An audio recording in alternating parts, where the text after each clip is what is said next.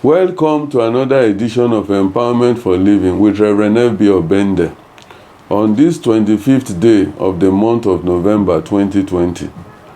Once again, please don't forget the special conference for ministers being organized by the Kingdom Mandate Network, which we hold through Zoom on Saturday, 28 November 2020 at 2 p.m. And that is just about 3 days to go.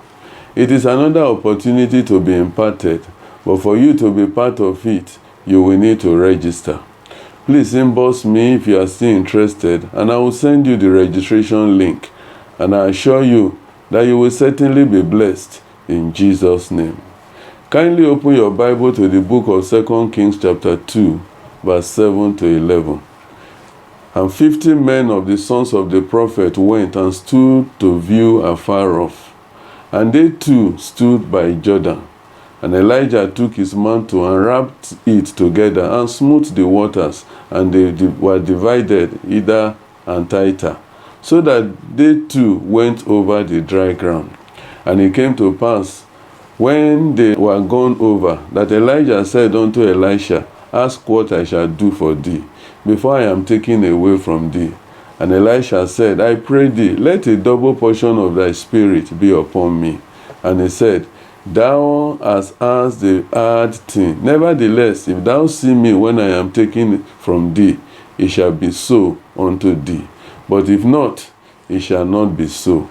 And it came to pass, as they still went on and talked, that behold, there appeared a chariot of fire and horses of fire, and parted them both asunder. And Elijah went up by a wild wind into heaven. Today we want to take a look at some of the reasons why we must be committed to whatever assignments we have been given. As I grew up in life, I never in my widest imagination thought I would be where I am now. But I just found out that in whatever I was given to do, whether as a student, pupil engineer, product manager, choir master, prayer warrior leader, pastor, managing director, and even the National Convention Planning Committee chairman of our great movement, amongst others, I took hold of the assignments as if they were going to be my last moment on this part of eternity, and it has really helped me. Truth is that commitment helps you to give your very best. It is unfortunate that the church, which taught the world about commitment, is no longer committed. There's the story of a pastor who would stand by the door at the close of the service to shake the worshippers. A little child innocently told him one Sunday, as he shook hands with the pastor, with the father behind him, that a gift of a chicken would have been brought to him that morning, if not that it later got well. Beloved, commitment will drive us to give the best to God and not just anything. There's another story of a man who kept bringing a one-eyed goat every time there was a need for sacrifice as burnt offering, until the man of God had to shout one day, that is it only one-eyed goat that you can bring for offering. A committed man, like I said, will bring the best for the Lord. Can I tell you something? In my little time on this part of eternity, I have come to find out that people in the world succeed in areas or things they are committed to doing, and it is working for them.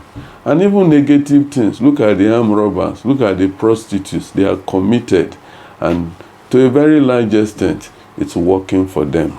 I recall the story of a native doctor who I'm told gave land free of charge for the building of the first Foursquare church in Badagry. I'm told he kept saying, my father asked me not to sell land to anybody. And because of that, he refused to collect money from the church, even when they wanted to purchase the land. This was many years after the father had died.